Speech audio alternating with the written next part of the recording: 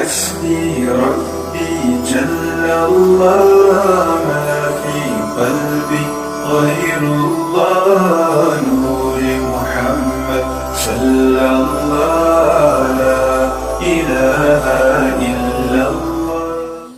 Apakah sama kedudukan imsak dengan puasa? Terima kasih. Oh begitu. Ya mari dengarkan. Bismillahirrahmanirrahim. Apakah sama kedudukan imsak dengan puasa? Ya jawabannya ada sama dong. Kalau imsak dikatakan sama dengan puasa itu kan orang yang tidak tahu saja. Kalau maknanya puasa, memang secara lughat itu imsak. Secara lughat sama dengan maknanya sholat secara lughat adalah doa.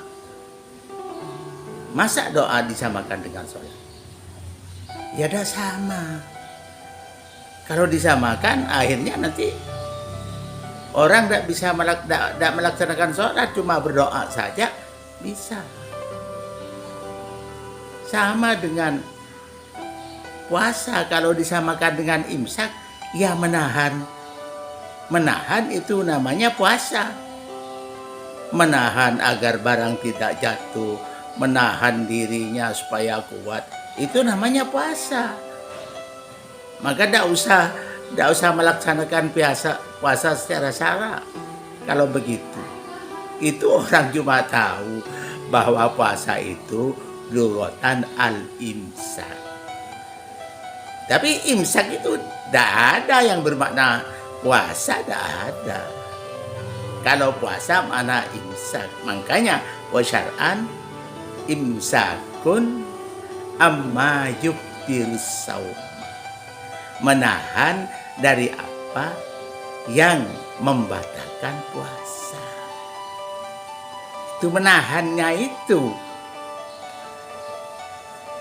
yang makna saum, bukan imsak bermakna puasa, bukan. Maka ketika disamakan, yaitu salah. Nah makanya memang ada dawuh waram yajus tasahulum bil fatwa bal tahrumul fatwa bi ghairi aqwa. Jangan mudah orang itu gampang memberi fatwa. Bahkan haram fatwa itu kalau tidak kuat ilmunya, tidak sempurna ilmunya. Ya jadinya seperti itu. Imsak disamakan dengan puasa, tidak sama itu. Jadi imsak itu menahan. Makanya ada pendapat bahwa barang siapa orang melaksanakan imsak di hari raya Adha, hari raya kurban, sehingga orang itu makan setelah sholat Idul Adha, maka pahalanya sekian. Itu imsak, bukan puasa. Maka dengan itu ulama NU, ulama ahli sunnah wal jamaah itu mengadakan pertemuan untuk menjaga bagaimana orang itu tidak melaksanakan hal yang membatalkan puasa bila hampir keluarnya fajar. Maka dengan itu disepakati 10 menit sebelum fajar itu orang supaya berhati-hati. Nah, berhati-hatinya itu kalau dulu ya cukup dengan para sahabat berkeliling, karena pada waktu itu Islam masih sedikit. Kalau sekarang se-Indonesia bagaimana mau pengeras seluruh Indonesia, kan tidak bisa. Maka buatkanlah jadwal imsakiyah. Jadwal imsakiyah itu sebelum keluarnya fajar berjarak 10 menit. ketika mau menentukan jadwal imsakiyah, maka kita harus tahu kepada jadwal waktu sholat subuh atau waktu masuknya waktu subuh. Ketika sudah tahu waktu masuk subuh jam berapa, maka dikurangi 10 menit. Disitulah dikatakan imsak, menahan, tidak melakukan hal-hal yang bisa membatalkan puasa. Andai kata kamu makan, itu masih bisa, tapi harus hati-hati, harus dipercepat. Terutama yang bagi yang tua-tua, kan tidak selesai kalau tua-tua 10 menit. Ya kalau seperti orang-orang tapa itu cukup 3 suapan. Kalau kita kan 1 piring. Maka dibuatlah jadwal imsakiyah. Bukan bodoh orang-orang NU itu. Diprotes lagi, jadwalnya imsakiyah. Kok jadwalnya sholat 5 waktu lah itu. Namanya orang itu tidak mengaji ilmu bayan. Jadi kalau ilmu bayan kan sudah tahu.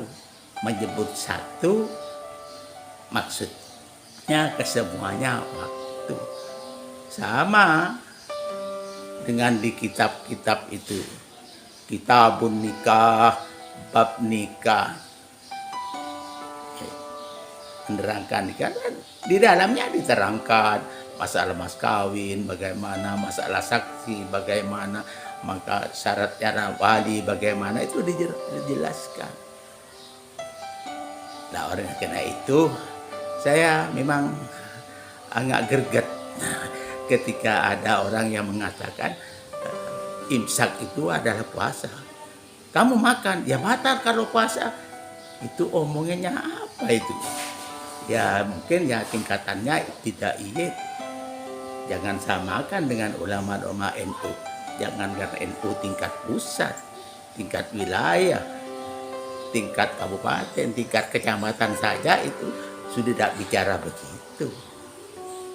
Oleh karena itu kamu ngajilah, kamu itu sampai lepas, sampai selesai. Kecuali yang mau kawin. Nah, tapi mau kawin ya nanti kalau putri suaminya yang tanggung jawab.